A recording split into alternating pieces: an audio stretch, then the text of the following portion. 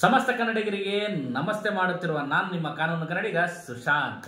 ಅಂತಂದರೆ ಈ SC/STಗೆ ಶಿಷ್ಯ ವೇತನಕ್ಕೆ LLB ಸ್ಟೂಡೆಂಟ್ ಇರ್ತಾರಲ್ಲ, ಅವರು LLB ಸ್ಟೂಡೆಂಟ್ ಮುಗಿಸಿದಾದ್ಮೇಲೆ ಶಿಷ್ಯ ವೇತನಕ್ಕೆ ಅರ್ಜಿ ಹಾಕ್ಕೊಂಡು ಮಾಡ್ಬೇಕಾಗಿರುತ್ತೆ.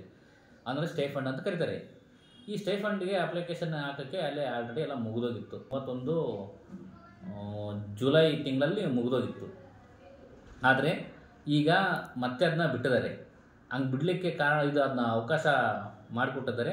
ಅದಕ್ಕೆ ಕಾರಣ ನಾನು ಮತ್ತು ಇನ್ನೊಬ್ಬರು ನಮ್ಮ ಕೊಲಿಗೆ ರುದ್ರೇಶ್ ಅವರದ್ರಲ್ಲ, ನಾವಿಬ್ಬರೂ ಹೋಗಿ ಕಮಿಷನರ್ ಹತ್ರ ರಿಕ್ವಿಸಿಷನ್ ಕೊಟ್ವಿ.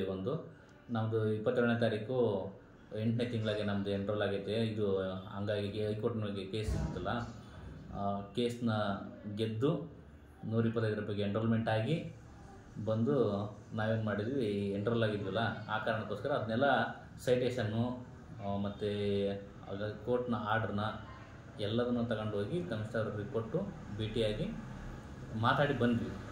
ನಾವು ಹೇಳಿ ಬಂದು 2 ದಿನದಾಗೆ ಕಮಿಷನರ್ ಸಾಹೇಬರು ಇದು ಅವರು ನಮಗೆ ಶಿಷ್ಯ ವೇತನಕ್ಕೆ SC/ST ವಿದ್ಯಾರ್ಥಿಗಳಿಗೆ ಶಿಷ್ಯ ವೇತನಕ್ಕೆ ಇದೇ ತಿಂಗಳು ಕೊನೆಯವರೆಗೂ, ಈ ತಿಂಗಳು ಕೊನೆ 30ನೇ ತಾರೀಕುವರೆಗೂ ಅವಕಾಶವನ್ನು ಮಾಡಿಕೊಟ್ಟಿದ್ದಾರೆ. ಯಾರ್ಯಾರು ಫಲಾನುಭವಿ ಇನ್ನೂ ಆಗಿಲ್ವೋ, ಯಾರ್ಯಾರು ಅರ್ಹರಿದ್ದೀರೋ, ಇನ್ನು ಯಾರ್ಯಾರು ಹಾಕಿಲ್ಲ ಅರ್ಜಿನ ಶಿಷ್ಯ ವೇತನಕ್ಕಾಗಿ ಸ್ಟೈಫಂಡ್ಗೆ, ನೀವೆಲ್ಲರೂ ಅಪ್ಲೈ ಮಾಡಿರಿ.